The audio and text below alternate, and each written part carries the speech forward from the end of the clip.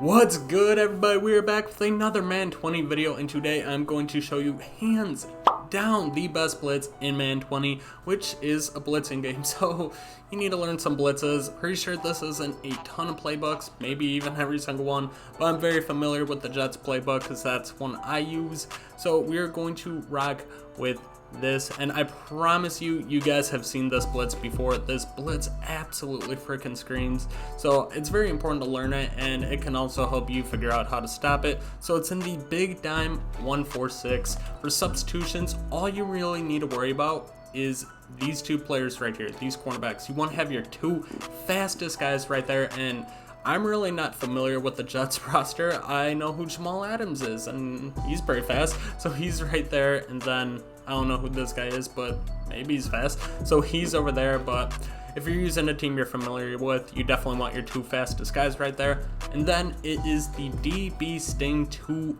Buzz. Yeah, probably looks familiar. Promise you guys have seen this, so we're gonna pick that. And then this is where it's important to pay attention to what formation your opponent's coming in. I know a lot of people don't always look at it, but I believe, I can't remember if it's left or right hand corner, it always tells you what offensive formation your opponent is coming in. This play works best if there's not like a shit ton of blockers. You don't want to come out and like when they're coming out in like a tight formation or where they have a bunch of guys that are blocking. You want to come out on something like this, empty base flex, or even if they got one running back blocking. We're just going to use this for example to show you that it screams, so we'll come out in a random play. So this is what it looks like. All you got to do is triangle, press the DBs, triangle again, left analog, show blitz, and then right on the D-pad, blitz all linebackers. This is where these cornerbacks come in. You want to move them all the way in, and this one too. And then you press L1 and R1. This is on PS4, by the way. And this is what it looks like now. So those two guys on the end is what's going to get all the pressure. And it's really going to make... Okay, design quarterback draw with Aaron Rodgers. Backfire on the, the random play. So we're going to set it up again. Just takes a little bit to set up, but once you get used to it, it's really easy. And gotta move him closer sometimes. So once again, that's what it looks like. And then you want to use one of these guys, kind of take away the middle of the field. They're gonna have to make very quick reads. I don't think they'll have enough time to get it off deep. And you see right there, we just got in there so quick that he didn't even have enough time to throw. And a lot of times with this blitz, even if they do have time to throw it, it's gonna be very inaccurate because they're just making a blind read because there's really nowhere to go with it. So this is what it looks like again. We'll go over the setup one more time after this play, see if we can get pressure on it. Like I said, they got to make quick throws, so generally they're looking middle of the... Dude, Aaron Rodgers just picked up like a ton. What the... All right. Aaron Rodgers running quarterback draws. 35 years old, and he's still doing it. All right. So blitz those guys. So this is what it looks like again. See if we can get them to not run a quarterback draw and see if we can get the pressure on them. Like I said, these DBs, you just want fast guys because they absolutely scream. And see right there, he had a guy open, but there was under so much pressure that he threw it very inaccurate.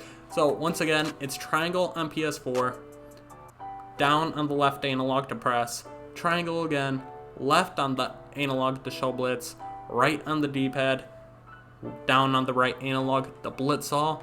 Then you go to these corners, you move them all the way in, and then you contain, which is L1 and R1. And then go to a middle linebacker, or you can go to one of the safeties. And once again, you just want to take away the middle of the field. I like to use a middle linebacker just because then I can have those deep blues guard the deep ball. So this is what it looks like once again. Those cornerbacks are going to be what is getting all the pressure.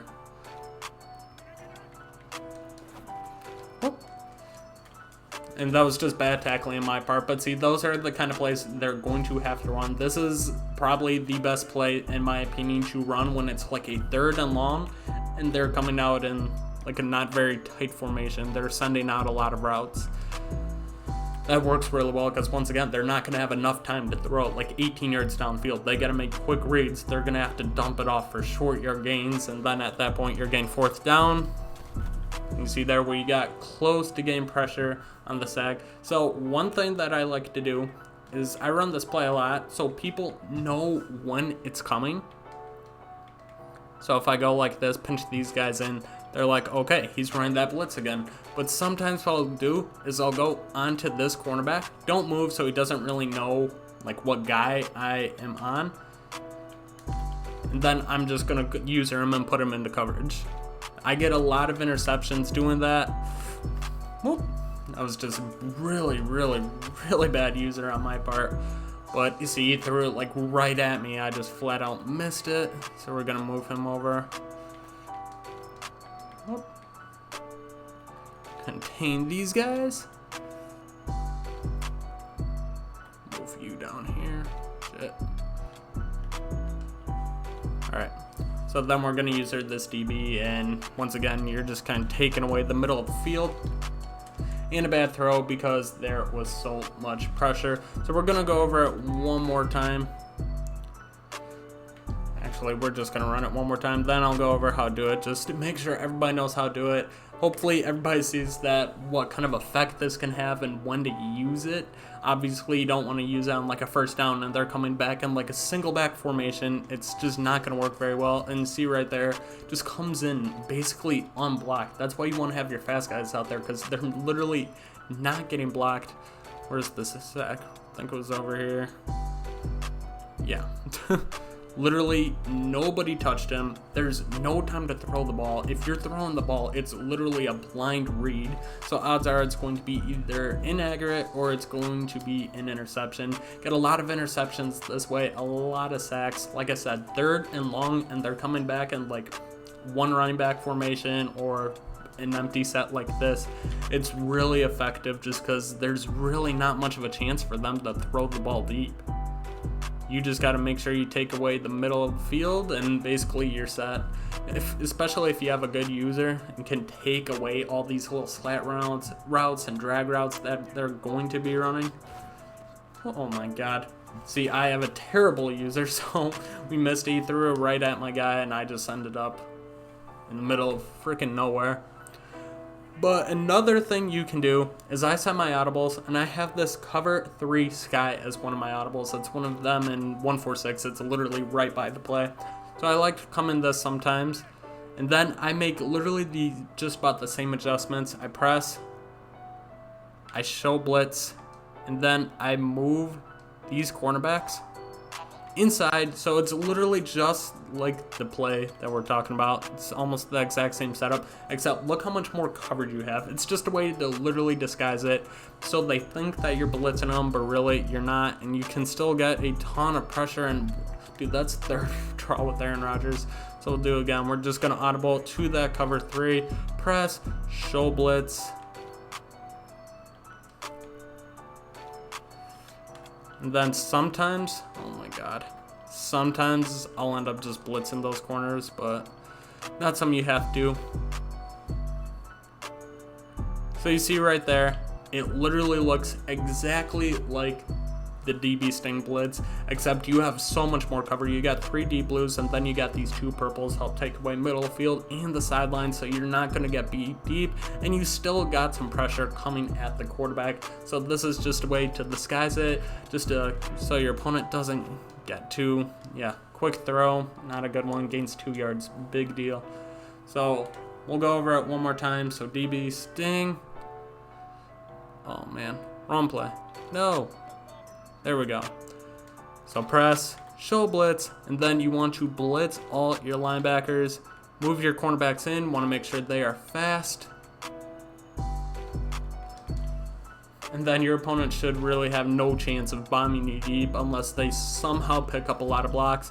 Like I said, boom, we just killed Aaron Rodgers. R.I.P. GOAT. But that's what I have for you guys. Like I said, you do not want to use this on like a single back formation. You want to pay attention to what formation your opponent's coming in, especially if they have like 1 running back or like no running backs, an empty set works really good because there's really nobody to block these guys. They're gonna get in really easy. But if they come out in like a tight set, then I mean they're gonna have a lot of blockers, and that's where you're gonna get beat deep. But once again, go into practice mode, try it, because it takes a little bit to get those adjustments.